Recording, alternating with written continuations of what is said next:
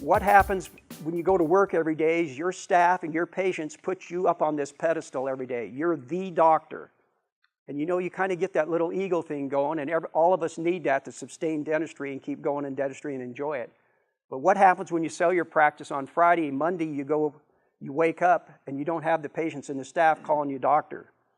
And sure as heck don't expect your spouse to start doing that, because that's not going to happen. So questions over self-worth and purpose start to surface when you lose this identity. And so again, you have this emotional balance going on back and forth. So when you retire, it can be a combination of excitement, but you can have some underlying trepidation as what you're going to do with the rest of your life and how you're going to handle that emotional aspect. When I was doing the research for this, I came across a study by Ameriprise Financial, which is one of the larger financial planning companies in the United States. And the name of this study was called The New Retirement Mindscape. And it's explored people's attitudes, their worries, their behaviors, their ambitions, and their needs, all related to the emotional aspects of retiring. It was published in 2006. They interviewed 2,000 people of their own clients from the age of 40 to 75.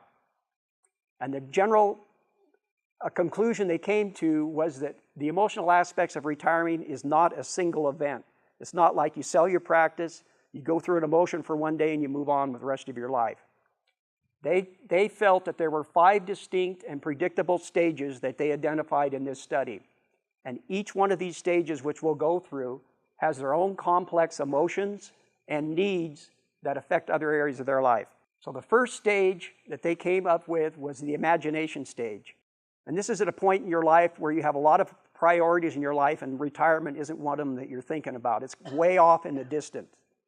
What you're thinking about at this point in your life is accumulating money and cash to fund your financial plan, to educate your kids in college, to build up some nice equipment and reserves in your practice.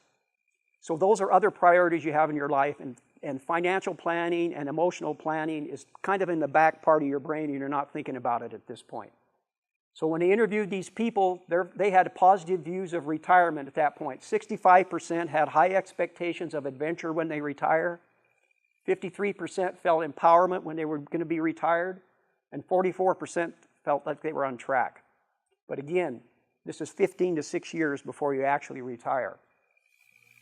5 years before they retired, they come up with the second stage, which they call the anticipation stage. You're really excited about retirement because now you can see it's not way out there in the distance, but it's within reach. It's within 5 years.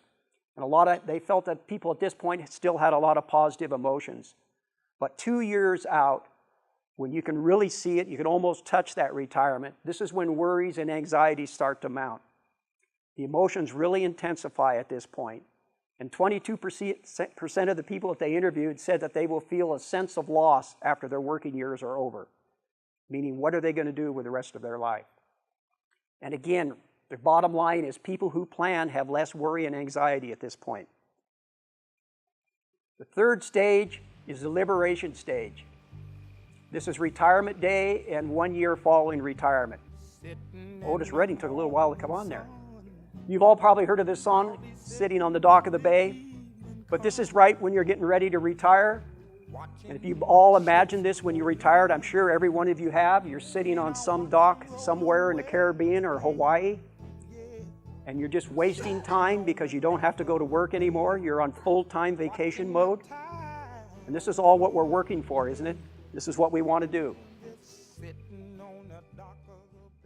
So this third stage, or this liberation stage, it's the stage where you're liberated from the worries and the responsibilities of going in and working every day. Drilling and filling, drilling and filling. It's a time of excitement, relief, enthusiasm. You're reconnecting with old friends, family.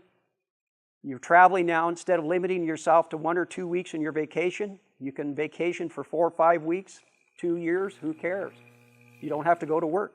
You're catching up with things in life that you've always wanted to do. 78% of the people they interviewed at this stage say they're enjoying retirement a great deal. However, for many people, this honeymoon can be short-lived.